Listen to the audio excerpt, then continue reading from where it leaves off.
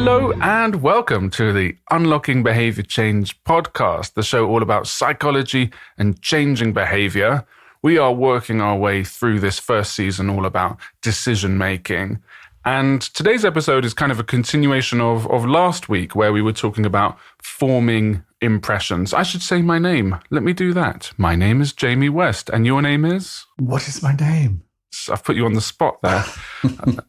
It's the same as it was before. I don't think that's convincing people. Okay. It's like you've forgotten your name. I'm Robert West, Professor Emeritus of Health Psychology at University College London. That sounded like an AI, like you have a button ready in case you forget your name.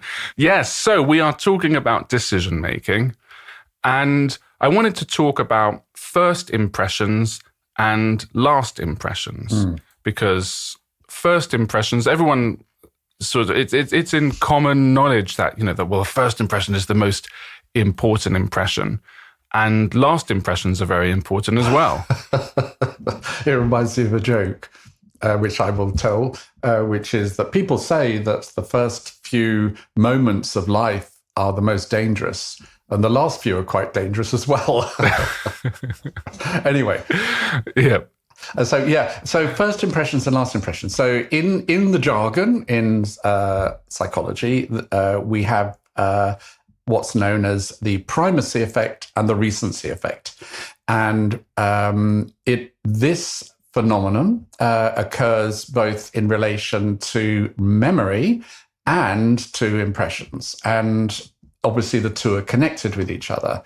If we just look at the primacy effect, it is this tendency in impression formation to, when you first encounter some novel thing, obviously you're making judgments about it, you're relating it to things that you've seen before and so on, and you're building up very, very rapidly a mental picture of what it is, what it's like, and how good or bad you think it is. That then sets a whole chain of processes in place in which, through our mental schemas and our confirmation biases and all the rest of it, that first impression can influence the way that you then interpret subsequent bits of information. And that's why, it's one of the reasons why first impressions count, is because they set the scene for how you interpret what other bits of information you then encounter about that thing, whether it's a person or a piece of music or whatever it might be. I think about this a lot because in terms of performing, it's well known that the opening, say if you're doing a concert, your opening song or few songs are extremely important and your ending song is very important. It's start strong, end strong would be how performers will talk about it. And it's true with comedians. They'll often try and start with a really strong joke that they know will set up who they are and what they're about, and end hopefully with the biggest laugh they can. Comedians is a bit different in some ways because they don't necessarily know when the biggest laugh is going to come sometimes. I've been at sets where actually it's peaked, 10 minutes before the end, and then it can peter out. But with music, it's a bit easier usually because a band will usually end on a massive hit song to close their set with. Unless you see someone like Bruce Springsteen who will end on all his big hits and then he might end on a low kind of mournful or something like that song at the end. That might not be as popular or well known, I should say. So you can play with all of those things, but as a performer, you kind of know that if you start strong and end strong, people generally feel pretty good. Yeah, and talking about the ending part of it, and that will lead me into the primacy and recency effects in relation to memory. The ending part of it is taking account of the fact that in a stream of information which you're processing, then obviously that last piece of information will resonate for longer because it's not getting overwritten. Now I'm going to get a little bit technical in terms of memory processes, in terms of proactive and retroactive interference. And one of the classic memory studies in psychology is where you have to remember a string of numbers or letters, for example. And what we typically find is in that string is that people remember the first ones, primacy effect, and the last ones, recency effect. And the reason why the ones in the middle tend to be harder to remember is because they're subject to interference, both in terms of proactive and retroactive. So proactive interference is interference from stuff that's just gone before, and retroactive interference is stuff that comes after. So if you're right in the middle of a string of information, you're getting both of those coming in as a sort of double whammy. And if you just got the stuff at the start, then you've got retroactive interference coming in from stuff that's coming later. And if you've got stuff at the end, then it's just interference from what's coming before. And that's one of the reasons why, for example, when you have to learn or if you're presenting to an audience or students a whole string of bits of information, it's a good idea to chunk it and leave gaps, sort of space the information so that you minimize the extent to which this interference is taking place. So going back then to impression formation, at the last thing that you see or hear or experience in a session, let's call it, whatever it might be, in terms of information processing, a book chapter or some a lecture or an encounter in an interview with someone, that's going to resonate because it's got nothing coming after it to get in the way. Whereas the stuff in the middle can get overwritten more easily. So in impression formation, it's incredibly important to think about the timing of the things that you want people particularly to remember, either putting them at the beginning, if it can then help shape the way that they interpret information that's going to come later, or at the end, where you want to end on a note which people are going to remember. It's complicated. It gets more complicated than that because it could well be that after a certain period of time in an interview, for example, the interviewers have switched off. They've already decided that you're not suitable for the job, for example, for some reason. And so it doesn't matter what you end on, you've lost their attention. So, it's not, a universal phenomenon, but it is one that is very dominant. And there are times in the middle, it just reminds me of when people are delivering lectures and things, how often I've tuned in to someone as they were saying, and if you take nothing else away from this lecture, what I just said, take that. Yeah. And you're like, what? No, you didn't flag it.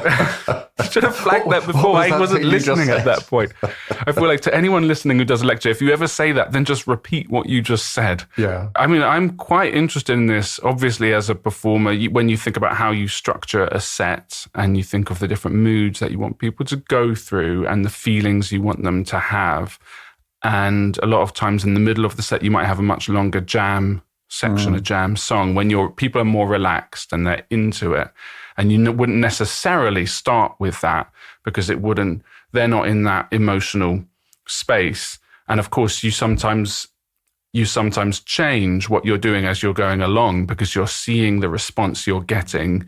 And there's a kind of, you are changing what you're doing depending on how things are landing. But you have to be aware enough, which sometimes is not possible when you're giving a lecture or doing stand-up or performing music.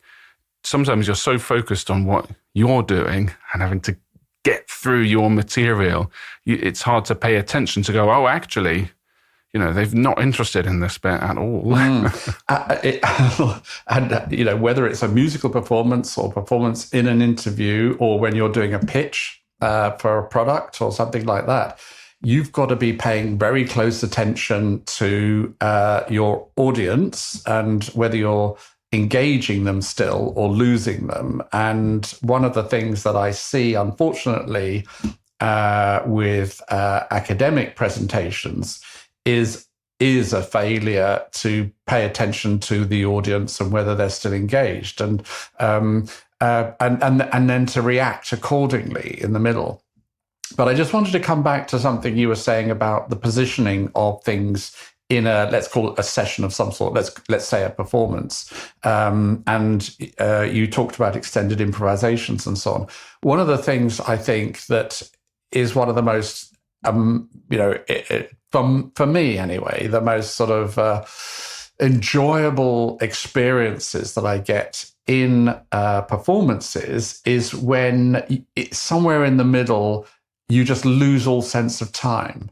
It'll be that there's an extended jam session, and it's just no beginning, there's no end, and no middle. You're just in it, and it's a very, very powerful experience. This in performance, people call it flow, and it's something that you're always trying to achieve, either as a performer in generating it, or if you're a game designer, for example, in creating it in your audience. But it sort of brings in the absolute critical importance of time in the process, and and what's gone before, and what's going on now, and what will go on afterwards, what people's expectations about what's going to go on afterwards. So being aware of this notion of flow, and what you're trying to achieve when you're getting someone in the flow. And it's very obvious in performances, particularly musical performances, but it also applies in other areas where you're presenting information, or where you're listening to information in order to inform a decision or to create a judgment. You want to try and create this sense in your audience, or the people you're pitching to, or the interviewers, or whatever it is, of the here and now, that they're focused right on you right now, and this is for them a positive experience. Yes.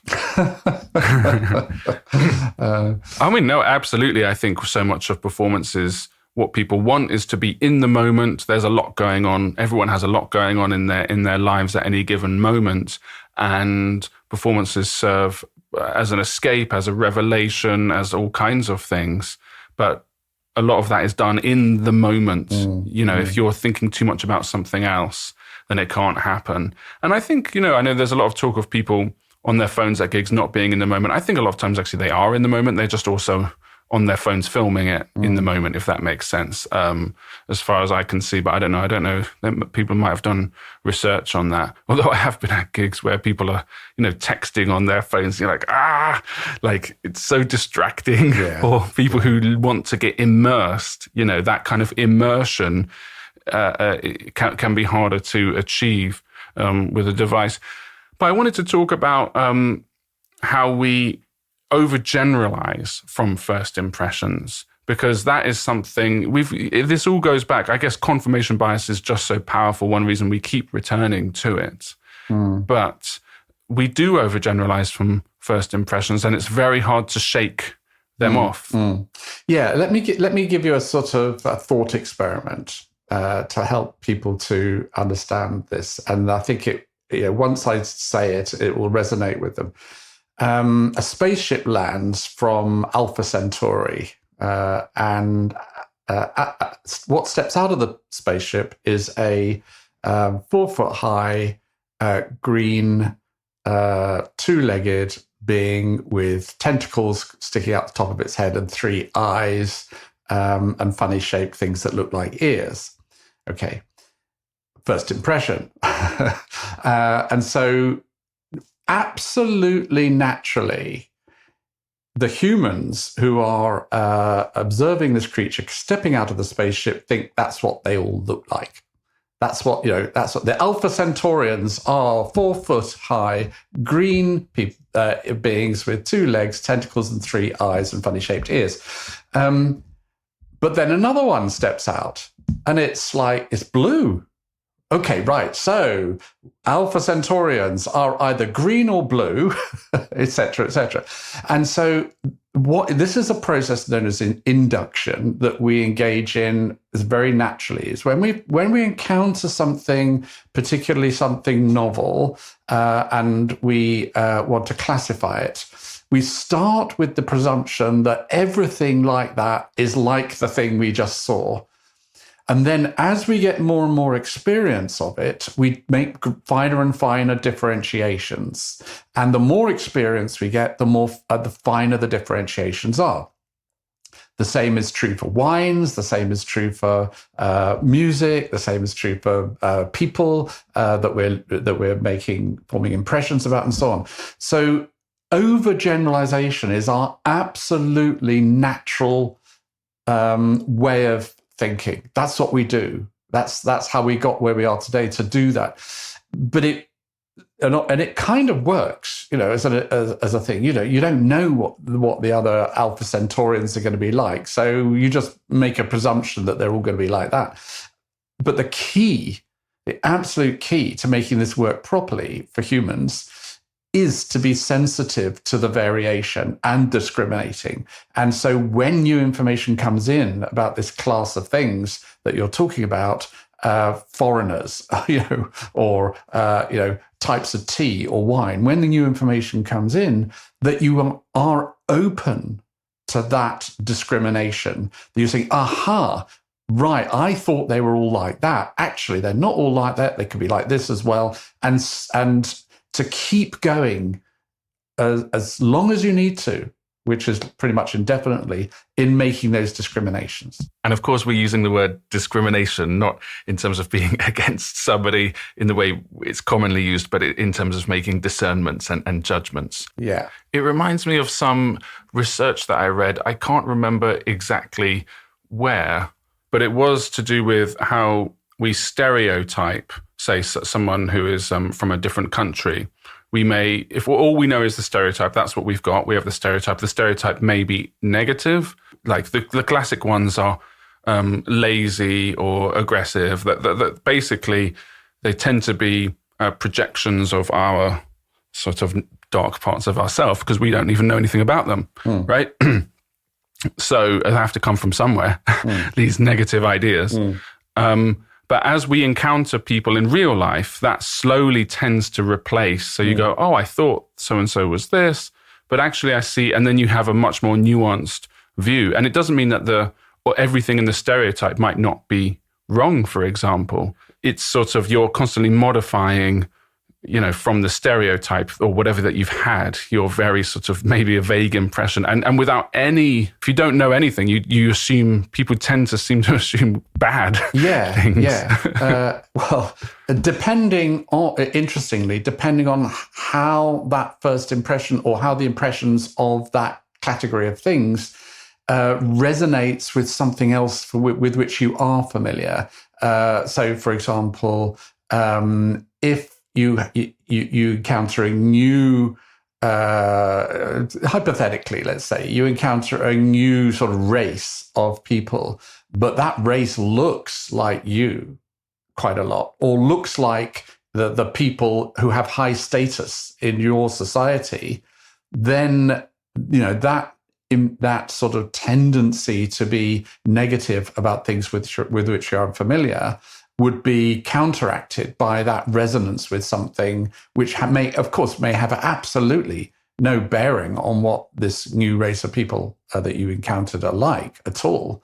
Quite potentially irrelevant information is being used by the brain to form these initial value judgments. But one of the things I want to say here is to hark back to something we talked about in the last episode, which was how the impressions we form, fact and value, go absolutely together, and very often the value judgment precedes the judgment of fact. And when we encounter new things, we're not just going, oh, that's interesting. We're immediately going, that's good or that's bad, and that gives that sort of lays the groundwork for stereotyping, negative or positive stereotyping, but often quite negative when we're dealing with people, for example, who look different from us. But it's going again to what I was saying about this process of induction and making finer and finer distinctions as we get more experience with a category of thing. It's no accident that the more experience people have with people from another culture, the more positive they are, and the less they stereotype people from that other culture. And the people who are the most racist about other cultures are the people who actually have the least experience of them, because they don't encounter them. They live in, towns or parts of a country where they hardly ever come across people from that culture. So they don't have that opportunity to make these finer discriminations about the characteristics of people from other cultures. And this is incredibly important politically, because what it means is one of the ways in which we need to combat racism is to give people more direct exposure to people from other cultures. Just that in and of itself will help to counteract these tendencies. So, and that goes for racism and cultural in-group and out-groupism, but it also goes for things like wine tasting. Interestingly, it's such a pervasive phenomenon. I was not expecting that. Well, pivot. I carry on. I'm intrigued. For some people who don't drink wine, wine is wine. For people who drink a bit more wine, red wine is different from white wine. For people who drink a bit more wine, a Bordeaux is different from a Burgundy. For people who drink more wine, a Burgundy from one particular vineyard is different from another vineyard, and so on and so forth. Same with perfume. I mean, I can't tell the difference. I don't think. Never really tried, but between different perfumes, because I've got no interest in it and I don't get exposed to it that often. But obviously, humans are perfectly capable with the right experience of making certainly finer discriminations that I can make. And with those comes value judgments and likes and dislikes. And I would say that if you did, say, for example, somehow you found yourself at a perfume workshop, somehow you'd been dragged along to it, or you're smelling all different kinds of perfumes, and go, oh, this is that. And in your own life then, you would become really sensitive, shortly after that, to all those different experiences. You'd be like, oh, that person smells like this, and this something that you'd never really thought about might become quite salient to you. That's true.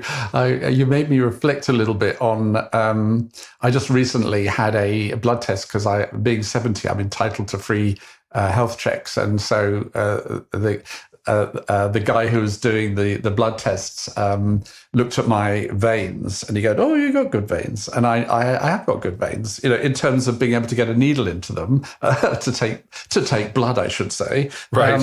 But it reminded me that when I was at the Institute of Psychiatry and we were doing experiments which involved taking blood, and I did a phlebotomy course in order to be able to take the bloods and so on. After doing it, everyone I met, I was looking at their veins and thinking, ooh, dodgy vein, I don't know, that'd be quite tricky. Or they got great veins. I know exactly the experience.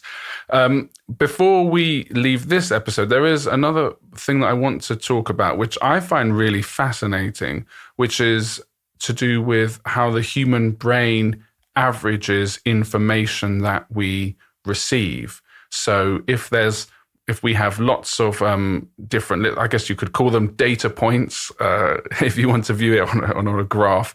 But if you say, if you saw a band and they had a fantastic gig, and then the next time you saw them, you had a bad experience at the gig, your average might be, they're pretty good. Sometimes they're good. You start to average that. You start to average out. That also applies to arguments when we're making a case for something. If we have a really strong point in an argument, if we then put a load of weaker points in, the stronger one seems less powerful. Yeah. No, this is incredibly important and of great practical utility to just about everybody, I would say, that from the research in impression formation, there is more of a tendency when we're evaluating information, lots of different bits of information to average rather than summate.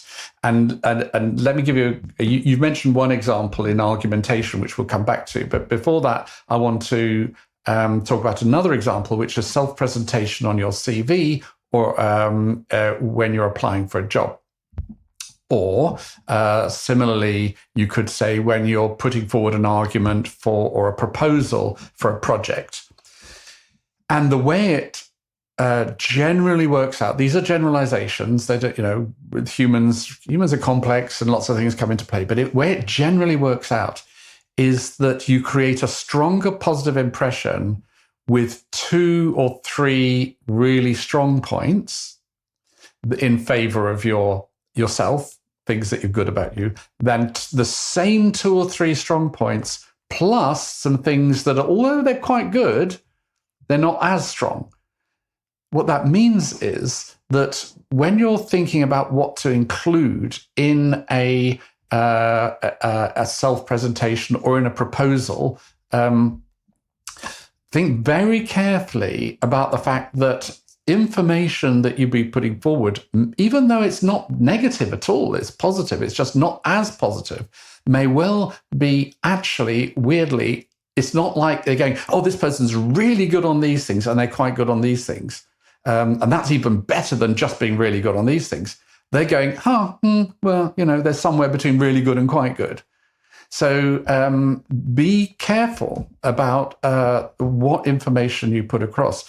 And the same is true in argumentation, that if you've got 1 or 2 really strong points to make in favor of a proposition, don't then say, oh, and by the way, there's all this stuff as well, which are less strong arguments. You might think, well, that would boost the thing because you've got these strong arguments and you've got these ones as well. Actually, that's not how it works when people are forming impressions. Just think about it. And if there's one thing that I would want listeners to get across, it's what I just said. Oh, you stole my ending. I was going to do that for the end of the podcast. And if you take nothing else away from this podcast, take away that. Whatever it was. Yeah, I find that really interesting about the averaging information because it feels true as soon as you've learned about it. You go, oh, that's right, actually. You imagine feeling really strongly about somebody if you see them just do one strong thing. One of the examples I like to give, which I learned, I don't really do stand-up comedy, but when I was doing it for a short while, I was always amazed, before I studied it, how it seemed like everything the comedian said was funny. Everything they say is funny. And I was going, I don't even understand that. And of course, I guess it's probably much more well known now that they test out their material a hell of a lot before you get to see it on a video, or not a video, I guess YouTube video. I was thinking of VHS because that's when I was watching, my favorite comedians when I was growing up. But when you see their final special, as it's called now, they've done so much work on it. And far from everything they say being funny, loads of things they say are not funny, but they just have taken all those out. And so what you're left with, hopefully, is just, God, they just seem like the funniest person in the world in a way that no one could possibly be. But the impression is that they are.